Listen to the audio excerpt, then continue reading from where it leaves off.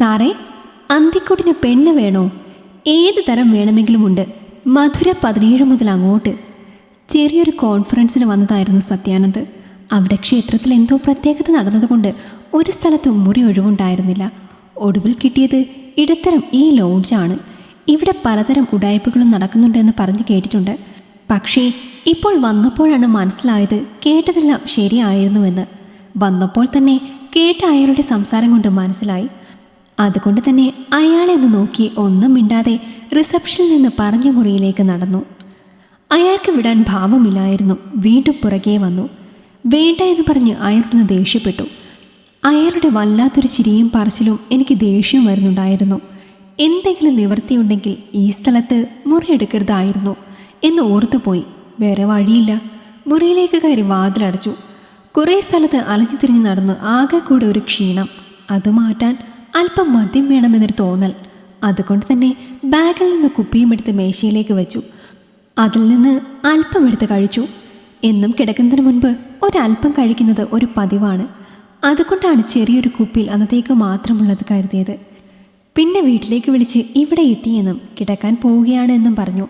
അന്നേരമാണ് വാതിൽ വീണ്ടും ആരോ മുട്ടുന്നത് കേട്ടത്. പോയി തുറന്നപ്പോൾ നേരത്തെ വന്ന അയാൾ ഒറ്റയ്ക്കായിരുന്നില്ല. പുറകിൽ സാരിയെല്ലാം ചുറ്റി ഒരു പെൺകുട്ടിയും ഉണ്ടായിരുന്നു. അധികം പ്രായമൊന്നുമില്ല ആ പെൺകുട്ടിക്ക്. എന്നവളെ കണ്ടപ്പോൾ തന്നെ മനസ്സിലായി.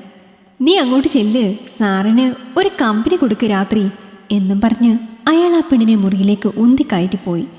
ഇവളെ കൂടി കൊണ്ടുപോകണോ എന്നും പറഞ്ഞ് അയാളുടെ അരികിലേക്ക് ചെന്നപ്പോഴാണ് അവൾ തടസ്സമായി എൻ്റെ മുന്നിൽ കയറി നിന്നു. അപ്പോഴേക്കും ലഹരി എന്നെ കീഴ്പ്പെടുത്താൻ തുടങ്ങിയിരുന്നു.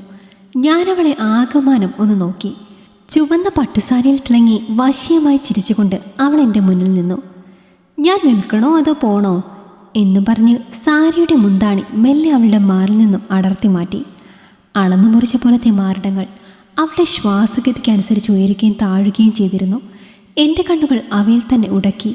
പിന്നെ അവയിൽ നിന്ന് താഴേക്കിറങ്ങി വലിയ നാഭിച്ചൂടിയിൽ എത്തി നിന്നു. അവയോട് ചുറ്റി സ്വർണ്ണ നിറത്തിലുള്ള നനുത്ത രോമങ്ങൾ. അവയിലെല്ലാം ഞാൻ സ്വയം നഷ്ടപ്പെട്ടു നിന്നു. ഇനി പറ, അങ്ങനെ അങ്ങ് വെറുതെ വിടാൻ പറ്റുമോ എന്നെ നിങ്ങൾക്ക് എന്നവൾ കൊഞ്ചലോടെ എന്നോട് പറഞ്ഞു.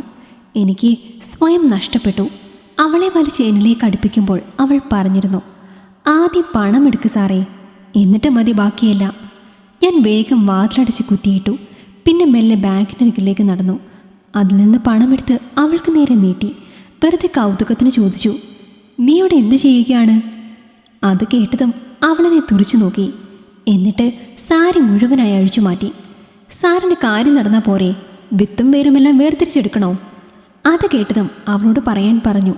ഒരു തരത്തിലും അവളെ അത് ബാധിക്കില്ല എന്ന് ഉറപ്പ് കൊടുത്തപ്പോൾ അവൾ പിന്നെ അരികിലേക്ക് വന്ന് ഒന്ന് ചിരിച്ചുകൊണ്ട് പറഞ്ഞു, ഞാനിവിടെ ഒരു കോളേജിൽ പഠിക്കുകയാണ്. വീട്ടിൽ നിന്ന് മാസാമാസം ഫീസിനുള്ള തുകയും ഹോസ്റ്റൽ ഫീസും അയച്ചു തരും. നമുക്കത് മാത്രമല്ലല്ലോ ചിലവ്. കൂടെ പഠിക്കുന്ന കുട്ടികളെല്ലാം വലിയ വലിയ ആളുകളുടെ മക്കളാണ്. അവർക്ക് ഓരോ മാസം അക്കൗണ്ടിൽ വരുന്ന പണം കാണുമ്പോൾ നമ്മൾ ഞെട്ടും. ഇടത്തരക്കാർക്ക് ജീവിക്കണ്ടേ സാറേ? അതും അവർക്കൊപ്പം ജീവിക്കുമ്പോൾ അതേപോലെ. കേട്ടിട്ടില്ലേ, പാമ്പിനെ തിന്നുന്ന നാട്ടിൽ ചെന്നാൽ നടുകഷ്ണം തിന്നണമെന്ന്? അതാണ് ലൈൻ. അപ്പോൾ പിന്നെ നമ്മളെപ്പോലുള്ളവർക്ക് ഇതൊക്കെ മാർഗമുള്ളൂ. ഇവിടെ ഇത് പുത്തരിയൊന്നുമല്ല. ഒരുവിധം എല്ലാവരും ഇങ്ങനെയൊക്കെ തന്നെയാണ്. പോക്കറ്റ് മണി ഉണ്ടാക്കുന്നത്. ഇപ്പോൾ ബ്രോക്കറായി വന്നില്ലേ, അവനെന്തെങ്കിലും കൊടുക്കേണ്ടി വരും. ബാക്കിയൊക്കെ നമുക്ക് കിട്ടും. കോളേജിൽ പഠിക്കുന്ന കുട്ടി ഈ പണിക്ക് നടക്കുന്നതെന്നറിഞ്ഞപ്പോൾ ഒരു നിമിഷം ഞാൻ ഞെട്ടിപ്പോയി. എൻ്റെ കയ്യിൽ നിന്ന് പണമെടുത്ത് അവൾക്ക് നൽകി. പൊയ്ക്കൊള്ളാൻ പറഞ്ഞു. അവളെൻ്റെ മുഖത്തേക്ക് അന്തം വിട്ട് നോക്കുന്നുണ്ടായിരുന്നു. ഒന്നും ചെയ്യാതെ തന്നെ പണമെടുത്ത് കൊടുത്തത് എന്തിനാണ് എന്ന മട്ടിൽ. പണം കിട്ടിയല്ലോ, ദയവ് ചെയ്ത് ഈ മുറിയിൽ നിന്ന് ഇറങ്ങിപ്പോകൂ എന്ന് പറഞ്ഞു. അവളെന്നെ നോക്കി എന്തൊക്കെയോ പിറുപിറുത്തു. പണവും എടുത്ത് സാരിയെ വലിച്ചു വാരി ചുറ്റി പുറത്തേക്ക് നടന്നു. അവൾ പോയതും ആശ്വാസത്തോടെ ഞാൻ ആ വാതിലടച്ചു. പിന്നെ ഒരു ദീർഘനിശ്വാസം എടുത്തു. വേഗം ഫോണെടുത്ത് ഭാര്യയുടെ നമ്പറിലേക്ക് വിളിച്ചു. ഐഷുവിന് നമ്മുടെ അടുത്തുള്ള കോളേജിൽ കിട്ടിയിട്ടുണ്ട് എന്നല്ലേ പറഞ്ഞത്? എത്ര ചീത്ത കോളേജാണെങ്കിലും അത് മതി. ദൂരെ ഹോസ്റ്റലിൽ നിന്ന് പഠിപ്പിക്കുന്ന പരിപാടി വേണ്ട. അത് കേട്ടതും അപ്പുറത്ത് അമ്പരപ്പോടെയുള്ള ചോദ്യം വന്നിരുന്നു. സത്യേട്ടൻ തന്നെയല്ലേ പറഞ്ഞത് ആ കോളേജ് നന്നല്ല, ദൂരെയുള്ള ഏതോ ഒരു കോളേജാണ് നല്ലത് എന്ന്? ഞങ്ങൾക്കിവിടെ ആണെങ്കിലും സമ്മതമായിരുന്നു. അപ്പോൾ സത്യേട്ടൻ തന്നെയാണ് പറഞ്ഞത് ഒറ്റയ്ക്ക് നിന്ന് ശീലമാകണം, അപ്പോഴേ പെൺകുട്ടികൾ ബോൾഡ് ആവുമെന്ന്.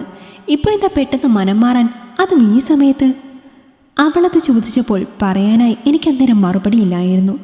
എങ്കിലും ഞാൻ പറഞ്ഞു, നമ്മുടെ കൺവേട്ടത്ത് നിൽക്കുന്നതാണ് എനിക്കിഷ്ടം, അവളെ പിരിയാൻ വയ്യടിയെന്ന്. ആ പാവം അത് വിശ്വസിച്ചു. പക്ഷേ എൻ്റെ ഉള്ളിൽ എന്താണെന്ന് എനിക്ക് മാത്രമേ അറിയൂ. വലിയൊരു കാര്യം ചെയ്തതിൻ്റെ ആശ്വാസത്തിൽ ഞാൻ വേഗം ഫോൺ കട്ട് ചെയ്തു. അന്നത്തെ രാത്രി പിന്നെ ഉറങ്ങാൻ കഴിഞ്ഞില്ല. മനസ്സ് മുഴുവൻ അവളായിരുന്നു. അവളുടെ വശ്യമായ ചിരിയായിരുന്നു. പക്ഷേ അത് തന്നെ ഭയപ്പെടുത്തുന്നു, ഓർമ്മപ്പെടുത്തുന്നു താനും ഒരച്ഛനാണ് എന്ന്. ഒരു നിമിഷത്തേക്കെങ്കിലും അത് മറന്നുപോയത് വലിയ തെറ്റാണ് എന്ന്. ഈ കഥ നിങ്ങൾക്കിഷ്ടമായെങ്കിൽ ലൈക്ക് ചെയ്യൂ. നിങ്ങളുടെ അഭിപ്രായങ്ങൾ കമന്റായി രേഖപ്പെടുത്തൂ.